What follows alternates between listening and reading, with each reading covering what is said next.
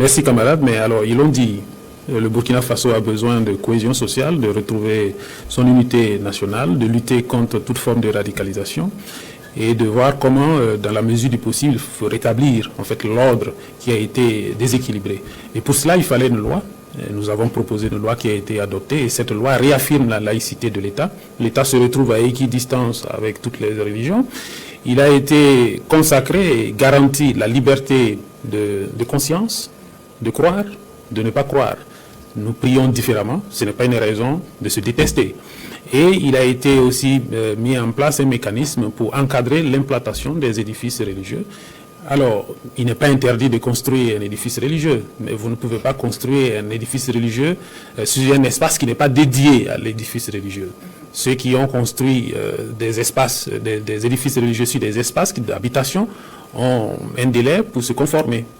Voici, entre autres, des réformes qui sont contenues dans le texte. Alors, cette loi a suscité beaucoup de débats dans l'opinion publique. Quels sont les points d'achoppement au cours des débats?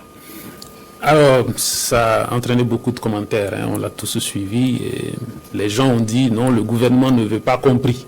Il n'a jamais été question d'interdire aux serviteurs du peuple de prier dans des services publics. Il n'a jamais été question de cela. Il faut que je le dise de nouveau. Il a été juste demandé, comme l'a dit l'un des camarades interviewés, qu'on ne limite plus, on ne délimite plus des espaces auxquels on donne un caractère sacré. Il y a plusieurs religions dans ce pays. Les serviteurs du peuple n'ont pas tous la même religion. Il y a des difficultés que nous connaissons dans l'exercice de la foi dans les espaces publics. Alors il était bon pour la neutralité, on va dire, du service public, qu'une décision soit prise dans le sens d'interdire désormais ce qui a été toléré mais qui n'était pas normal. À côté de cela, il y a des services comme les services sanitaires, les prisons et les casernes où les gens ont une mobilité réduite. Mais on a estimé qu'en ces lieux, on pouvait ériger des lieux de culte. Donc il ne faut pas que les Burkinabés croient à toute cette manipulation. Il n'a jamais été question d'interdire de prier. Il faut même relever que certains serviteurs du peuple sont de bons serviteurs du peuple parce qu'ils ont une foi qui leur demande de ne pas voler, de ne pas être corrompus. Donc il n'a jamais été question de cela.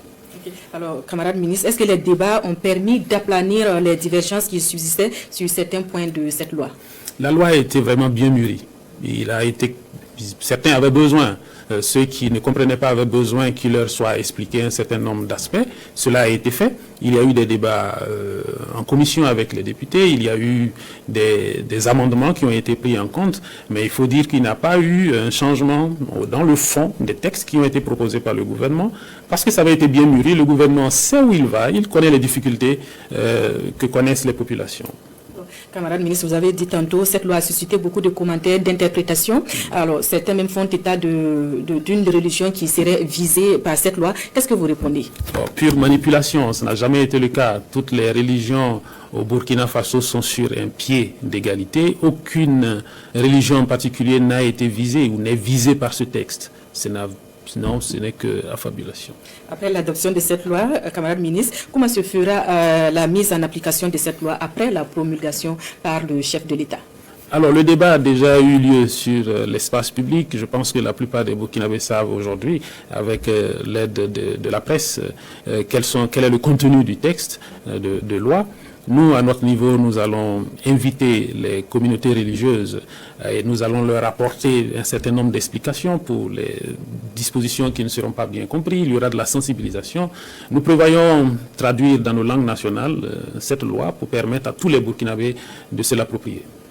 Alors, monsieur camarade ministre, nous sommes au terme de l'entretien. Quel message avez-vous à l'endroit des Burkinabés, notamment les communautés religieuses et leurs adeptes? Il faut que tout le monde comprenne que ce texte de loi n'est pas contre la religion.